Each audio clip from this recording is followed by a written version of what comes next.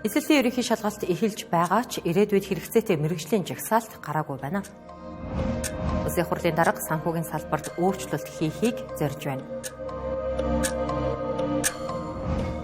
Нийслэлд шинээр 59 км дугуйн зам тавина гэлээ. Сонгуулийн дараа сонгуулийн тухай хуулийн алдааг заслаа. Орон зургийн үзэгчдээ нийслэл Улаанбаатар хотод 7 цаг 10 минут болсон байна. Мэдээ эхэлж байна.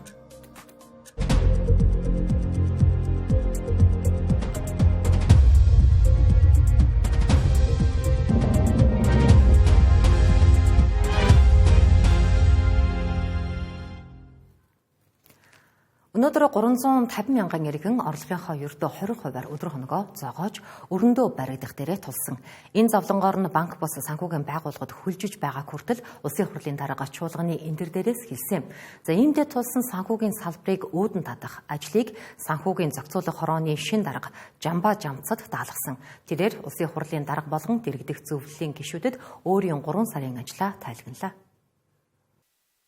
Банкуд дэрэгдээ банк бус санхүүгийн байгууллагатай. Харин банк бус санхүүгийн байгууллагын доороо ломбард байгуулчихсан. Ийм гинжиг хэлхээгээр хүлээлт хийж байгаа хэсэг банк бус санхүүгийн байгууллагууд байна. Энэ асуудлын эсрэг санхүүгийн зохицуулах хороо хэдийдэн шийдвэрийг өнгөрсөн 7 хоногт гаргалаа.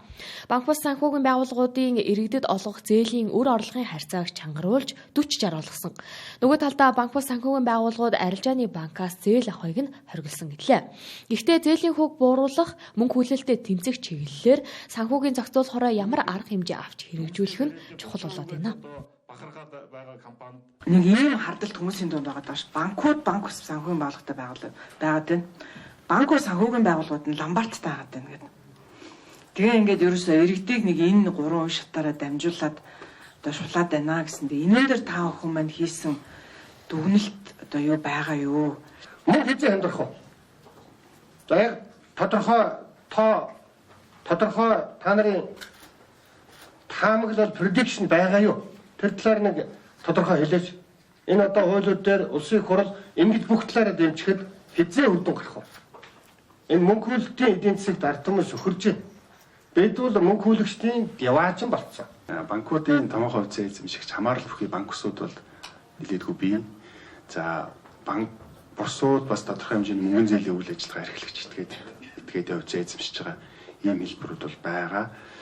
Тэгээд энэ дээр бол зөвхөн банк талаас оргилт нь бол шинэ мэдээж төв банкны асуудал байгаа. Бидний зүгээс энэ банк санхүүгийн байгууллагууд дээр эхний ээлжинд бол өөрийнхөө одоо дүрм журмын өрөөнд зээл авахыг нь бол оргилсан. Одоо цаашд бол тэр хувьцаа эзэмших хязгаарыг бол хуулиар тогтоох хэрэгтэй юм байна. Бид нар бол энэ банк санхүүгийнхаа хуулиар тэгээд түрүүн биелсэн нөгөө лизингийн хууль санхүүгийн түрээс мөнгөн зээлийн хуулиудад бол яг энэ чиглэлийн өөрчлөлтүүд орвол тэр хуулиудаар л хязгаарлахгүй бол яг л иргэдийг төөрөгдүүлсэн тийм байдал бол үүсгэж. 2024 онд 623 тэрбум төгрөгийн зээлийг одоо чинь банкнаас аваад банк ус санхүүгийн байгууллагаар цааш нь 40-50% жилийн хүүтэй болгож зээлж байгаа байдлыг л ард иргэдийн зүгээс бол илүү их шүүмжлээд байдаг. Тэгэхээр эдгээр асуудлыг одоо улсын хурлын эдийн засгийн байнгын дамжуулаад улсын хурал дээр байгуулагдах ажлын хэсэгт танилцуулаад тэгээд энэ хаврын чуулганд багтаж эрх зүйн орчныхоо шинжилгээг хийх ийм одоо үүрэг даалгаврыг өгье.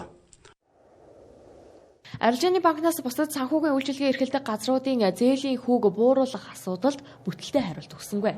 Ялангуяа ломбардуудын зээлийн дээд хязгаарыг 2 жилийн өмнө 4.3% байгаар тогтоосон ч шүүхийн маргаан гарч улмаар эцэслэгдсэн ч дахиад л үндсэн хуулийн цэцтээр гацжээ. Хүүгийн дээд хязгаарыг анх удаа Монголд тогтоосон. Тэгээд энэ шүүхийн огт хэрэгжээгүй. Анх тогтоосон өдрөөс нь эхлээд ломбардууд одоо шүүхэд маргаа эхлүүлсэн. Энэ маргаа явсаар байгаа дээд шүүхтэр очиод энэ шийдвэрийг төтөлцүүлсэн. За эргээд дахиад сэргээгээд энийг шийдвэрийг дахиад баталсан. За өнөөдрийн байдлаар яг өчигдрийн байдлаар энийг үндсэн хуулийн цэцэд бас өгсөн шүүхийн маргаа. Тэгэхээр ингээд одоо энийг хэрэгжүүлэх бас боломжгүй болцсон л ингээд байж байгаа. Өөрөөр хэлбэл үндсэн хуулийн цэцтээр энэ бол үндсэн хуулийг зөрчсөн шийдвэр гаргасан гэдэг ийм маргаа эхэлсэн явж байгаа. Угтаа бол санхүүгийн зохицуулах хорооно санхүүгийн тогтвортой байдлыг хангаж иргэдийн эрх ашгийг хамгаалах учиртай. Гэхдээ энэ үүргээ умартаж хэтэрхий жижиг сажиг асуудалд оролцож байна гэж зарим гишүүд шүмжилж байлаа. Жишээ сая би буруу ойлгочихгүй юу? Автомашины зээлийг багасгах гэсэн. Автомашинд өгж байгаа зээл.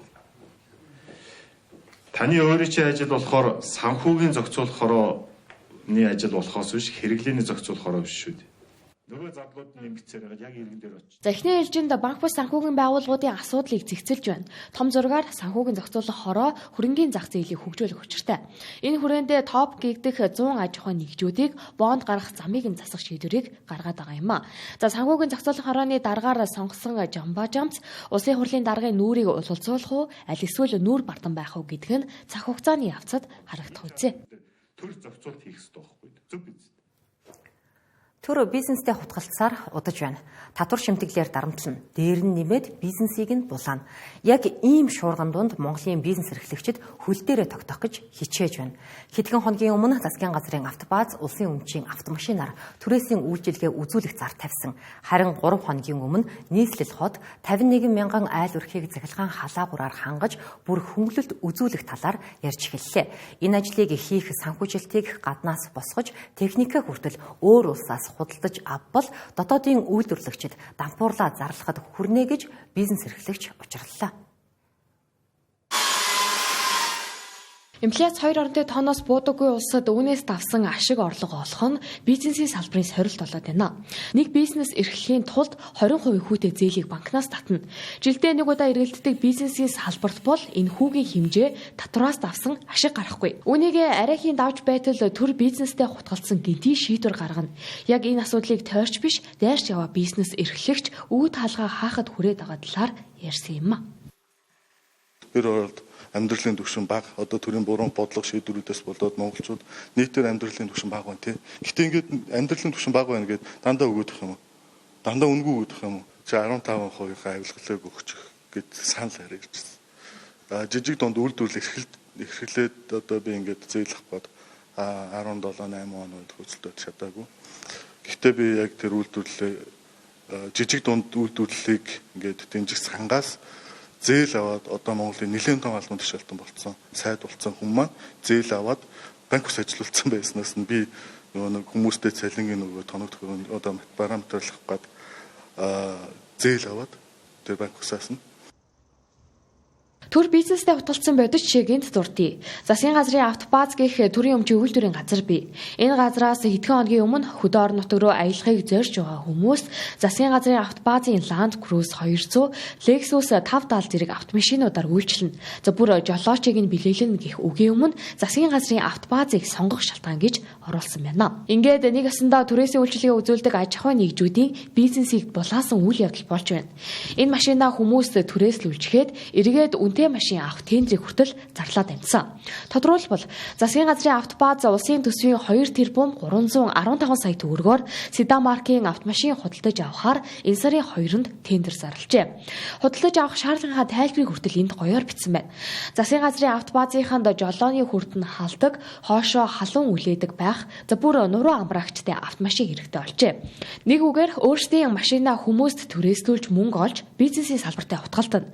Харин шинэ машин авах болохоор улсын төсвөөс мөнгө гаргуулна. Яг ийм байдлыг хазаарлана гэж олон жил дарга зэрэггүй ярьсан ч өөрчилж чадсангүй. Хялбар бүртгэл цаасгүй технологи гэж танилцуулагдсан 10 орчим жил иргэд аж ахуй нэгж ашиглаж байгаа e-баримтын систем ажиллахаа болоод 2 хонлоо. За өнөөдөр 12 цагийн үед бизнес эрхлэгчдийн нэвтрэх хэсгийн ажиллагааг засаж хэвийн болгосон. Харин иргэдийн нэвтрэх хэсгийг өнөөдрийн дотор засаж хэвийн болгоно гэж мэдээлж байгаа юм а. Өнгөрсөн хугацаанд дан ганц нөтийн баримт бүртгэлийг нэг дор төвлөрүүлээд зогсохгүй төрийн зарим үйлчилгээг энэ системээр дамжуулан авдаг, төлбөр төлдөг болсон. Ингээд систем ажиллахгүй байгаагаас шалтгаалan иргэд татвар шимтгэл төлөх үйлчилгээ авах, аж ахуйн нэгж төлбөр төлөх, баримт шивэх гээд бизнесийн харилцаанд доголдол үүсэж байгаа юм. Мөн зөрчлийн тухай хуулиар бараа ажил үйлчилгээ борлуулж байгаа бизнес эрхлэгч төлбөрийн баримт олгоогүй бол торгууль төлөх зохицуулалттай. Өдөрт хэдэн мянгаар нь баримт хэвлэдэг жижиг дэлгүүрүүд жишээ нь системийн доголдлоос үүдэн торгуулийн арга хэмжээ авахулах нөхцөл бүрдээд байна.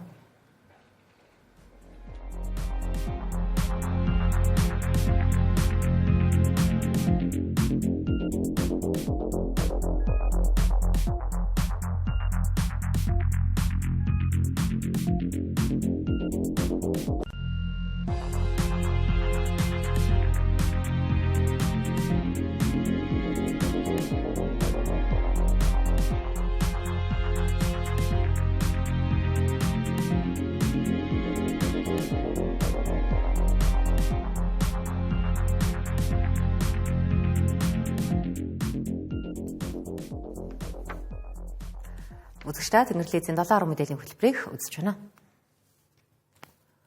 Улсын хурлын гишүүд сонгуулийн өмнөхөн ажлаа тайлагнах нэрийдлэр аймаг сумд хороо дүүргүүдээр хисэж өөрсдийн сурталчилгаа ухуулга хийдэг нь нууц биш. Үүнийг ч сонгуулийн тухай хуулиар хүлээн зөвшөөрчихсөн. Нэгсэндээ энгийн иргэн болон улсын хурлын гишүүн хоёр сонгуулиар хоорондоо өрсөлдөхөд тэгш бус гарганаас эхэлж байгаа юм а. Энэ нь үндсэн хуулийн эрхтэгч байх зарчмыг зөрчиж байна гэж үндсэн хуулийн цэц дүгнсэн. За энэ дүгнэлтийн дагуу улсын хурлын сонгуулийн тухай хуульд өөрчлөлт оруулж өнөөдрийн чуулганы хуралдаанаар баталлаа. Улсын хурлын сонгуулийн тухай хуулийн 2 заалт нь үндсэн хуультай харшилж байна. За эхнийх нь сонгуулийн тухай хуулийн 41-ийн 9 дэх хэсэг буюу улсын хурлын гишүүн сонгуулийн өмнөхөн ажлын тайлангаа тараасан ч за үүнийг нь сонгуулийн сурталчилгааны материалд тооцохгүй байх заалт. За үүнийг өнөөдөр улсын хурал хүчингүй болголоо. За ингэснээр улсын хурлын гишүүд өндөр өртөгтэй өнгөц сэтгүүл тараах боломжгүй болж байна. Зарим үндсэн хууль зөрчсөн 2 дахь заалт нь сонгуулийн тухай хуулийн 44-ийн 6 дахь хэсэг. За энэ хэсэгт улсын хурлын гишүүд мөн л ажлаа тайлагнах гэж иргэдтэй уулзалт хийвэл сонгогчдын санал татах гэсэн үйл ажиллагаанд тооцохгүй байх тухай юм. Харин энэ заалтыг улсын хурал хүчингүй болгосонгүй. За улсын хурлын гишүүн гэх үгийг альваа этгээд болгож өөрчиллөө. Учир нь уулзалт хийж ажлаа тайлагнах нь гишүүнд олгогдсон давуу эрх биш, хуулиар хүлээсэн үүрэг гэж тайлбарллаа. 44-ийн 6-аараа бид нар улсын хурлын гишүүн байна уу, засгийн газрын гишүүн байна уу, бусад жирийн иргэд сонгуулийн жил эхэлснээс хойш нэр дэвшүүлэх ажиллагаа хүртэлх хугацаанд хийсэн ажлынхаа тайланг сурчлах зорилгоор уулзалт, хурал, цуглаан хийх нь бүгдэд нээлттэй. Яг энэ уулзалт, цуглааны хувьд нэр дэвшүүлэх их хурлын гишүүний хувьд бол их хурлын тухай хуулийн 8 дугаар зүйлээрээ чиг үүргэн байдаг. Өөрөөр хэлэх юм бол сонгогчдод өөрийн хийсэн ажлын тайлангаа танилцуулах үүрэгтэй байдаг. Энэ нь өөрөө давуу эрх гэхээсээ илүүтэйгээр үүрэг нь болоо явцдаг. 28-оор 1 сарын 1 хүртэл гэдэг юм уу эд мөнгө тараах, аливаа хэвзүүл бараа материалд тараах, за мөн хонжирт бооцоод уралдаан зарлах, тэмцээн уралдаан зохион байгуулах энэ ирэхэд бол нээлттэй байгаа байхгүй. Тэгэхээр энэ тал дээр өнөөдрийн байдлаар цэцэд ямар нэгэн гомдол гаргаагүй учраас энэ бас өөр юм тэгш бус байдлыг бий болгоод байгаа. Тэгэхээр ер нь бол цаашдаа бас бид нар яг энэ сонгуулийн тухай хуулийн 48-1 за мөн энэ бусад яг тэгш ширхэн зарчмыг алдагдуулж байгаа сонгуулийн заалтуудыг заавал эргэж харах ёстой. Энэхүү улсын хурлын сонгуулийн тухай хуулийн зарим заалт нь үндсэн хууль зөрчиж байгааг улсын хурал өөрчлөн баталлаа. За гэхдээ энэ бол гишүүдийн санаачлагаар хийсэн өөрчлөлт биш, иргэний гаргасан гомдол үндсэн хуулийн цэцгийн дүгнэлтээр хийгдсэн хуулийн шинжилэл юм а. За үндсэн хууль зөрчсөн энэ 2 заалтаас гадна улсын хурлын гишүүдэд давуу эрх олгосон олон заалтууд бий. За үүнийг ч улсын хурлын гишүүд өөрсдөө хүлээн зөвшөөрч байлаа. Зарим эдгэр заалтуудыг хизээ улсын хурлаар оруулж ирж хилэлцэж батлах нь тодорхойгүй. За гишүүд ч өөрсдийн давуу эрхээсээ сайн дураараа татгалзна гэдэг эргэлзээтэй юм а. Нэгэн цагт улсын хурлаас томилогдсон үндэсний аудитын газрыг удирдах явсан ерөнхий аудитор асан Хүрлбаатар улсын хурлыг шүүхэд өгчээ. За тэрээр жижиг дунд үйлдвэрлэлийг дэмжих сангаас зээл авсан нь ил болж өөрийн хүсэлтээр ажлаасаа чөлөөлөгдсөн. Гэтэл одоо улсын хурал намайг албан тушаалаас минь түтгэлзүүлсэн учраас буцаан томилох ёстой гэж бүх шатны шүүхэд хандсан байгаа юм а. За ингээд ерөнхий аудитор асан Хүрлбаатарын гомдлын дагуу улсын хурал шүүхэд дуудагдаад байна. Энэ нь хууль тогтоох дээд байгууллагын шийдвэрийг үндсэн хуулийн цэцэл хямдаг байх, үндсэн хуулийн заалтыг давж гიშгсэн зүйл боллоо гэж зарим улсын хурлын гишүүд үзэж байна. Ерөнхий аудитор асан Хүрлбаатарын гомдолтой холбоотойгоор шүүх байгууллагаас улсын хурлыг нотлох баримт гарган өгч, за шүүх хуралдаанд итгэмжлэгдсэн төлөөлөгчөө илгээ гэжээ. За нэг ёсондоо улсын хуралд ажлаа хариуцсан тайлганадаг байгууллагын даргыг томилсон чөлөөлсөн асуудлаар нэг иргэн гомдол гаргасныг нь үндсэн хуулийн цэц биш, энгийн шүүх хэлэлцэх гэж байна. За энэ практик цааш үргэлжилвэл улсын хурлаар томилогдож чадаагүй албан тушаалаасаа чөлөөлөгдсөн хүмүүс улсын хурлыг шүүхэд өгөх гажуудал үүснэ гэж зарим улсын хурлын гишүүд болгоомжилж байлаа. За энэ асуудалтай холбогдуулан улсын хурал 33 жилийн түүхэндээ анх удаа үндсэн хуулийн цэцэлд хүсэл гаргаж байна. Аудитын дарга байсан нөхөрл юм бэлээ л дээ хөрлөатар гэдэг зангууны үлгэр шиг юм тэгэл захиргааны иргэн шүүх, иргэний иргэн шүүх, үндсэн хуулийн цэцэд хэд удаа хандсан юм бэ? Тэ нэг юм залтсан бурхан шиг тэгээд нэг ажил албан тушаал дээр очиод хариуцлагатай ажиллаж чадахгүй байж байгаад ажлаа чөлөөлөгдөн. Эсвэл өөрөө хүсэлтээрээ сонгуульд нэр дэвшнэгээд ажлаасаа чөлөөлөгдчихнэ. Тэгээд дэвшиж чадахгүй болохоор буцаад ингээд их хурл руу дайраад үндсэн хуулийн байгууллага руу дайраад ингээд ийм нөхцөлөл үүсгээд дэдэг нь өөрөө энэ ч бас маш өндөр ёс суртахуунгүй асуудал байхгүй. Энэ асуудал нь зөвхөн бас зарим талаараа өвөөгөө гэж хэлж болно. Яагаад ийм гажиг үүссэн бэ гэхээр яг энэ асуудлаар иргэн гомдол гаргасаар байгаад үндсэн хуулийн цэцээс шүүхэ хариал тогтоогоод захиргааны шүүхэд улсын хурлыг авчид өгсөн юм бэл. Тэгэхээр улсын хурл нийтийн захиргааны байгууллага шиг болж хувирж байгаа. Энэ бол үндсэн хуулийн дэг журам, үндсэн хуулийн суурь байгууллага өөрөө одоо гахахад хүрэх хэмжээний одоо эрсдэлтэй үр дагавар учраас энэ асуудлыг шийдэхийн тулд энэ арга замаар бид явж байгаамаа. Төвчийн гишүүний оруулсан саналыг бол дэмжиж байгаа. Энэ бол харин одоо хоёрдуул утгагүй тодорхойгүй байдлыг арилгах шүүх хэмжээний оновчтой болоход бол их чухал одоо санал болж байгаа гэж үзэж байгаа. Төрийн эрх арга дээд байгууллага бол улсын хурл. За хууль тогтоох эрх мэдэлж гагцгүй улсын хурл байдаг. Үндсэн хуулийн энэ хил хязгаарыг ердийн шүүх давж болохгүй гэлээ. Зүүнийг таслан зогсоох нэг арга зам нь хуульд өөрчлөлт оруулахаас илүүтэй үндсэн хуулийн цэцэлд хүсэлт гаргах гэж Тэмүүжин гишүүн тайлбарлаж байлаа. Улсын дээд шүүхийн шийдвэр улсын хурлын гишүүн Даваагийн Цогтбаатарт нөлөөлөхгүй байсаар даруй 100 гаруй хоног өнгөрч байна. За нийтийн албанд ажиллах эрхээ 2 жилээр хасуулсан тэрээр олон нийтийг төлөөлж төрийн эрх барих дээд байгууллагад ажилласаар байна. За ялтан хууль тогтоох үйл ажиллагаанд оролцож байна гэх олон нийтийн шүүмжлэлч тасрахгүй байгаа юм а. Нийтвэр гүйцэтгэх байгууллага хууль зааснаар тухайн албан тушаалтныг томилсон буюу сонгосон албан тушаалтанд шаардлага өргүүлэх гэсэн. Томилсон албан тушаалтан байна уу гэвэл байхгүй. Улсын хурлын гишүүн томилогддоггүй. Нийт ард түмнээс сонгогддог. Ийм учраас томилсон буюу сонгосон гэдэг албан тушаалтанд нь ямар хүн хамаарах юм бэ? Сонгуулийн ерөнхий ор хамаарах юм уу? Гэдэг энэ асуудлаар холбогдох байгууллагууд нь хууль зүйн дотоод хэргийн сайдын хувьд бичиг явуулж байгаа. Дотоод гишүүнтэй холбоотой асуудлууд хууль тогтоомжийн зохицуулалт байхгүй болоод хуулийн мухардалд орчоол.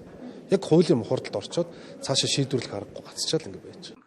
Улсын хурлын гишүүн Даваагийн Цогтбаатар өнгөрсөн хугацаанд шүүхийн шийдвэрийг гардаж аваагүй, албажаагүй гэх зэргээр арга цаасаар ирсэн. За гэтэл улсын хурл гэмт хэрэг үйлдсэн гишүүнийхээ бүрэн эрхийг төдөлзүүлэх асуудлыг хэлэлцэхгүй гэж байна. За хууль зүйн сайд нь хүртэл хуулийн мухардал яриад зогсож байна. Хэрэв мухардалд орсон бол үндсэн хуулийн цэцэд хандах ёстой гэж анх удаа улсын хурл дотроос ам нэлээ. Хуульд бол мухардал гэж байдаггүй. Хууль мухардсан бол үндсэн хуулийн цэц өөрөө энэ мухардлыг арилгаж явах ийм одоо чиг үүрэгтэй. Хэрвээ улсын их хурл мухардчаад байгаа юм бол үндсэн хуулийн цэцэд хүсэлтээ гаргаж энэ асуудлаа шийдвэрлэгдэх ёстой. Бид улсын дээд шүүхийн шийдвэр эцсийн байна гэсэн үндсэн хуультай мөртлөө улсын их хурл нь ард иргэдээс хууль биелүүлээ гэж шаардаад байх улс төр эрх зүй ёс суртахууны эрх байхгүй болж байгаа. Цогтбаатар гишүүнтэй холбоотой асуудлыг нэг талд нь гаргах ажлын эсхийг хүртэл улсын хурлах ардчилсан намын бүлэг дотор байгуулсан гэдгийг бүлгийн дарга цогтгэрэл хэлж байсан.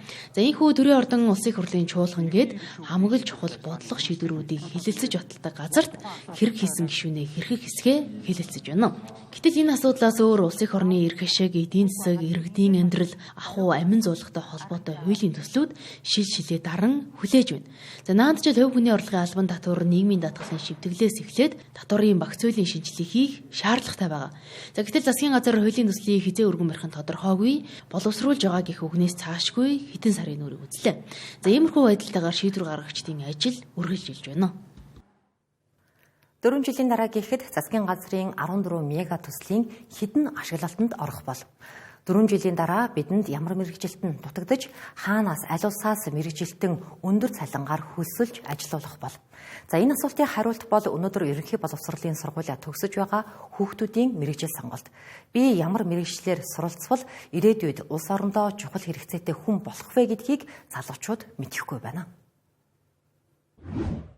Мэргэжил сонголтын талаар мэдээлэл ер нь хомс өгдөг. Гэхдээ манай сургууль дээр бол зарим нэг моби центрийн багш болох ч оюутан ирээд тийм сургалт морголт явуулдаг. Тэгээ бас манай ангийн хүүхдийн эцэг эхчүүд ерөнхийдөө бол биднэрт мэдээлэл өгөх гэж хаяада ангид ер нь сургалт явуулдаг. Эрэлттэй байгаа мэргэжлийг болохоор ерөнхийдөө шинжлэх ухааны талдаа IT инженер, эсвэл одоо нөгөө совилогч, эмч гэж бодож байна. Өөрөө захин орчноос авдаг. Тэгээд хаяа зарим нөгөө багш нараас ер нь авдаг.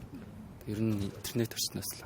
Улаанбаатар хотын үед л яг бидний үеийн хүмүүсд бол мэрэгжил сонголтын зүйл газар айгүй ховор байдаг л да. Тэрийг ер нь бол хөвчлэн тийм сошиал хаяг цахимаас ер нь хөвчлээ олж авдаг. Тэгээд одоо ер нь бол Монголд эрдэстэй байгаа мэрэгчлийг би шүдний юмчин болов уу гэж айгүй бодоод байгаа. Тэгээд цаашдаа төгсөөд ажиллахад ч гэсэн цалин өндөртэй тий ирээдүйн тэгж боддог. Өөрөө л хин судлан да. Найзтаасаас асуун тиймэрхүү. Нас тийм сошиалс л авч байгаа. 4 жилийн дараа ихтэйд сургууль төгсөөд аль эсвэл мэрэгжлийн сургууль төгсөөд ямар цалинтай ямар орчинд ажиллавал ирээдүйдээ ихтэй байж болох вэ гэдгийг яг өдийдэл хүүхдүүдэд улс нь бодлохоор хэлж өгч байх ёстой юм а. Зарим сургуулиудаа аргаа барахтаа эцэг эхээр нь яриа таниулга хийлгэж байна. Угтаа бол ирээдүйгээ авч явах хүүхдүүдтэй зориулаад Монгол улсын засгийн газар 7 хоног бүр өдөрлөг зохион байгуулж та улсдаа ийм хэрэгцээтэй хүн шүү гэж сануулж баймаар. Боловсролын яамнаас 4 жилийн дараах хэрэгцээтэй мэрэгжлийн жагсаалт гарсан уу гэтэл судалгаа бэлэн болоогүй гэх. 5 жил тутам шинжлэгдэх учиртай ч одоогоор бэлэн юм алга. Эзэлтийн ерөнхий шалгалт эхэлж гисэн энэ цаг үед удаан хойрог, дээр нь ирээдүйг ботсон нэг ч хүн алга. Ганц хүчин төгөлдөр жагсаалт нь засгийн газрын 2023 онд баталсан 115 тоод тогтоол. Энэ тогтоолд тэргүүлэх хийгээд эрэлттэй мэрэгжлийг дараах байдлаар эренбэлжээ. Дэд боловсролын тэргүүлэх 10 мэрэгжлийн чиглэлд мэдээллийн технологи, програм хангамжийн инженерчлэл, ашигт малтамлын баяжуулалтын технологи, механик инженерчлэл, барилгын инженерчлэл, автозамын инженерчлэл, цахилгааны инженер, арьсны боловсруулалтын технологи, газар тариалангийн аж ахуй, хөдөө аж ахуйн үйлдвэрлэлийн инженер гэсэн бол эрэлттэй 10 мэрэгжлийн чиглэлд сургуулийн өмнөх боловсролын багш, бага боловсролын математик, мэдээлэл зүй, хим, физик, биолог, газар зүйн багш, тусгай хэрэгцээт боловсролын багш гэгчлэн гаргажээ. Гэхдээ энэ бол боловсролын зээлийн сангийн зардлаар сурч болох эрэлттэй хийгээд тэргүүлэх чиглэлийн жагсаалт юм байна. Хотын дарга иргэдээ явган яв гэж загнах замдрахын хооронд хэд хэдэн удаа сануулсан. Өвөлдөө хасах 30 градусаас ч илүү хүүтэрдэг хотынхон саяхтаас дулаарч нуруу тийнийн алхах нь их боллоо. Гэсэн ч гудамжинд алхах зам нь инхэл донхол. Бас явган замыг дугуй, скутер, явган хүн гурав хуваан зорчих гэж багтаж ядаж байна. Харж байгаачлан энэ зам дээр дугуйн зам, явган зам хоёулаа байгаа боловч явгууны зам дээр үйлчлэгээ эрхэлж буй байгууллагуудын шат байрлаж иргэд дугуйн замаар явхаас өөр сонголтгүй болж байгаа юм. Манай улсын дугуйн зам, явгууны замын стандарт тус 1.2-аас 1.5 м байхаар заасан байдаг. Гэтэл бодит байдал дээр энэ стандартын дагуу хэмжээтэй зам цөөн байна. Ихэнх нь явгуун зорчигч дугуйтай хүн зөрөгч цайгүй мөргөлдөг шахам явдаг гэж иргэд хэллээ. Дугуйныхан замаар яваад байгаа болохоор одоо бид нар тэг одоо өөр хаагурч явах үү тий. Өөр газар байхгүй болчиход байгаа байхгүй. Явгууны зам ер нь жоохон бага штэ. Дугуйны зам ч гэсэн их биш бол байгаад байгаа штэ. Зам нь л жоохон хэцүү дээ. Одоо төв замаар ч явах одоо энэ хавар ерөөдөө эвдэрхий зам аягүй ихтэй. Дугуйн замаар явах гэхээр явгуун хүмүүс манд урд нь тэгэлждэг. За тэгээд ингээд автозам руу орё гэхээр жолооч замаар толондоо харахгүй хүслээд дайрчих гад ер нь жоохон хэцүү л явдаг штэ. Зогцоол явж байвал болох л байна л да. Ер нь гэхдээ дугуйн зам бол аягүй уртанч муутай Монголоос. Баруун талынхаа дүргэн гэдэг л тий барай явдаг ингээд ард мартаас ингээд тэгээд явж муух ч юм уу тий. Одоо чинь ингээд би ганцаараа явж байгаа нөхцөлд яг ингээд ойлгоод байж болно. Гэхдээ ингээд олоолаа ч юм уу 2 3 явж байгаа нөхцөлд ингээд ямар ингээд түлхэж орж ирж мэрээ одоо жоохон хүмүүс бол бүр хэсэлтэй айгүй төвхтэй санагддаг. Тустай байлгүй амар байхгүй. Тэгвэл болохоор нэг дугуйн ингээд урдаас ирээ мөрөгч гэж байгаа юм шиг эсвэл нөгөө мөрөлдөх гээд аль талаас хоёр талаас ингээд буруу ойлголцоо тий. Нэг нь баруун талаар ярьж байгаа, нэг нь аль алд нь баруун талаар явж байгаа зүгээр л. Хөгжингүй улс орнуудад явган замаар нь тээврийн хэрэгсэл зорчихыг хориглодог. Яг түн шиг явган хүнч тээврийн хэрэгсэл зорчих замаар алхахыг хориглодог. Ийм дүрм журам тодорхойгүй байгаа учраас явганы осол гарах нь элбэг байна. Гэтэ одоохондоо дугуйн зам гээд тусдаа зам нь нүдийг гим учраас ийм дүрм журам гараагүй бололтой. Ямар ч гэсэн үзэгдээд өнгөрдөг дулааны улиралд багтааж 59 км дугуйн зам барина гэдгийг хотын захиргаа маань амлаж байна. Явган зам дугуйн зам дээр 1.5-аас багагүй хэмжээтэй өргөн байна гэж заадаг. Гэхдээ бол бид гудамж замын ангиллаас хамаарат гол замын одоо хотын гол гудамж замын одоо 1-р ангил одоо тэгэхээр 3 м-с багагүй байна. Гол гудамж замын 2-р ангил дээр одоо 2-оос доошгүй байна гэж бичлээ. Энэ бол харилцан адилгүй гудамж замын ангиллаас хамаарч байгаа. Энэ онд хийгдэх явган хүний болон дугуйн зам хийгдэх газрын зай талбайнаас хамаарч хуваан хийнэ гэлээ. Тодорхой тайлбарлавал өргөн нь 2 м зам болохоор байвал тус 1 м байхаар төлөвлөж хийнэ гэж албаны үнэллээ.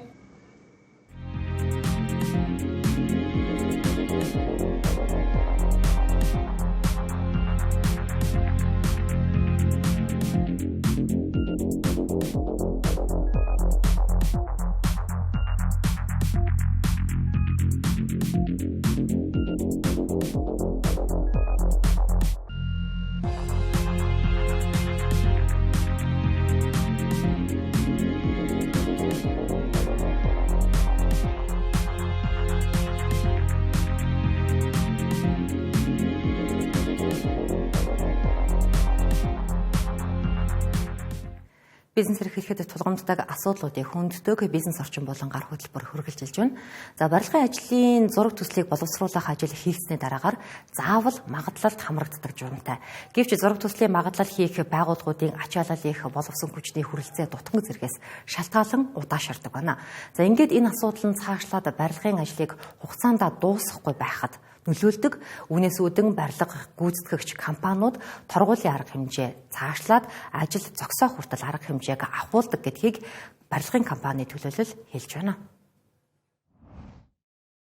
Гэр оролын дахин төлөвлөлтийг хэрэгжүүлээд 2022 оноос хойш явж байгаа. Ер нь бол гэр оролын дахин төлөвлөлтийг хэрэгжүүлж явах явцад бол гэр оролын айлуудын газар чөлөөлтийн асуудал бол айгүй хүндрэлтэй байдаг. Тэгээ том төслөө батлуулсан явж байхад тэрэнд одоо хамрагдахгүй гэх одоо айлууд бол нэлээд гардаг. Нэг 70% болоод бид нэр хангацсан.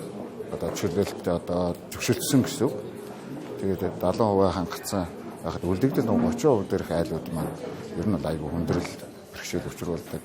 Өндөр үнэлэгдэг. Барилгын салбарт гэх юм бол бидний хувьд бол нэг зөвшөөрлийн асуудлууд байдаг юм аа. Зөвшөөрлийн асуудлууд бол үнэхээр одоо юу гэдэг цаг хугацаа өөрийн гэсэн нэг цаг хугацаатай. Тэр цаг хугацаа нөгөө нэг юугаа одоо юу гэдэг барилгажих хугацаатайгаа зөрчилдөд байдаг. Барилгажих хугацаа бол хавар 4 сараас тий 11 сар хүртэл ингээл үндсэн барилгаа бариад дуусгах хэрэгтэй. Тэгтэл нөгөө зөвшөөрлийн асуудлууд чинь өөрснөө шатараалаад явчихдаг болохоор хугацаа нэг ингээд сунжраад нэг жил дамнах ч юм уу тийм асуудал болдог. Тэгээд зураг төсөл зохиох тэр нөгөө техникийн нөхцлүүд олгодог байгууллагууд чинь өөрснөө ингээд хаачдаг ч хугацаатай. Тэдэн сарын 3 сарын 1 хүртэл ч ингээд хаачдаг. Тэгэхээр тэр нь ингээд хоорондоо зөрчилдөд байдаг. Нөгөө хангагч байгууллага болон барилгын салбар хоёрын нөгөө зөвшөөрлийн асуудлууд хоорондоо давтцдаггүй. Тэгээ тэрнээсээ болоод барилгын салбар одоо нэг эхэлчлээ тий барилгаа эхлүүлсэн байна. Тэгээд арга хэмжээ аавна гэж аж ахуйн нэгжид үрж байгаа ч тэр арга хэмжээ авахулаад ясам дээр ингээд хоорондоо уялдахгүй төрийн хоёр байгууллага хоорондоо уялдахгүйгаас болоод хангагч болон тий эрх олгож байгаа байгууллага хоёр маань хоорондоо уялдахгүй болохоор тэрнээсээ болоод аж ахуйн нэгжүүд хохирч идэх. Торгуулийн арга хэмжээ, ажил зогсоох гэдэг тийм л арга хэмжээ авах шүү дээ. Одоо бидний чинь тийм зөвшөөрлөг өгөхэлсэн гэж зөвшөөрлөг үйл гэж байгаа юм да. Уул нэг барилгаа дахин давтаад бариад байгаа. Тэрэн дээр нэг магадлал гэдэг юм байдаг байхгүй юу? Магадлал хийлэгдэг. Энэ нь өөрөө ингээд цаг хугацаа авдаг айгүйх өөрснөө ингээд заасан хугацаатай шүү дээ. Тэр хугацаанд ингээд сунжраад байдаг учраас тэрийг хийлгэж чадахгүй. Тэгээд уран дулаан бостой нэг хүүчрхээс өмнө ажиллаад дуусгах хэрэгтэй байдаг. Ингээ барилгын чинь эртлээ үүрээд ажлыг явуулдаг байхгүй. Оны эхний улирлын байдлаар Монгол улсаас хөдөлмөрийн гэрээгээр цалин хүстэй ажил эрхлэхээр 213 иргэн зуушлагдсны 178 буюу 83.6% нь бүгд найрамдах Солонгос улс руу, 35 хүн нь Япон улс руу зуушлагдсан байна. Хөдөлмөрийн гэрээгээр цалин хүстэй ажил эрхлэхээр зуушлагдсан иргэдийн 82.2% нь эрэгтэй, 17.8% нь эмэгтэй байна. Эдгээр иргэдийн хамгийн их буюу 32.9% нь 25-аас 29 насныхан, хамгийн бага буюу 1% нь 45-аас 54 насныхан байна. Боловсролын түвшнөөр нь авч үзвэл нийт зуушлагдсан иргэдийн 30.5% нь бүрэн дунд, 17.8% нь бакалавр, 5.2% нь тусгай мэргэжлийн дунд, 2.3% нь техникийн болон мэргэжлийн, 44.1% нь боловсролгүй байна. Шунхлын холдинг Skytel компани хувьцааг 100% худалдан авч Skytel компани нь Шунхлаа группийн бүрэлдэхүүнд бүрэн нийтжээ. 1990 онд Монгол болон Бүгд найрамдах Солонгос улсын хамтарсан хөрөнгө оруулалтаар байгуулагдсан Skytel компани хувьцааг 2010 онд Монгол талын хамтрагчид болох Шунхлаа холдинг болон Алтай холдинг тус худалдан авч Монголын тэргүүлэгч группийн хөрөнгө оруулалттай үндэсний оператор компани болжээ. Тэнгэрлээс 7 мэдээллийн хөтөлбөрөөр танд үзүүллээ. Өргөжлүүлэн дэлхийд дахин дурсан үйл явдлын мэдээллээс инх болгон танд хүргэнэ.